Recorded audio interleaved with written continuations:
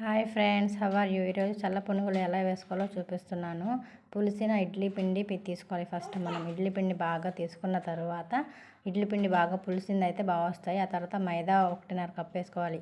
మైదా ఇడ్లీ పిండి బాగా కలుపుకోవాలి. ఆ తర్వాత బాగా పుల్లటి పెరుగు అయితే టేస్టీగా ఉంటాయి పునుగులు.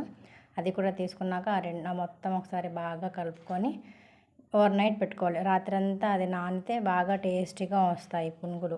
అలా నానబెట్టిన తర్వాత పొద్దున్నే మళ్ళీ ఒకసారి కలుపుకొని అందులో ఒక ఉల్లిపాయ, పచ్చిమిర్చి, సాల్ట్ వేసుకోవాలి. నేను సోడా వేయను ఫ్రెండ్స్, సోడా వేయకుండానే ఇలా చేసుకుంటే బాగా వస్తాయి. సోడా యూస్ చేయమాకండి.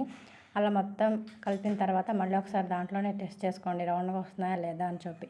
అలా 5-10 నిమిషాలు పెట్టిన తర్వాత ఒక కడాయి తీసుకొని అందులో నూనె వేసుకొని నూనె కూడా బాగా హీట్ అయ్యాక చిన్నగా రౌండ్గా బాల్స్ వచ్చేలాగా వేసుకోవాలి. స్మాల్ సైజులో వేసుకోవాలి.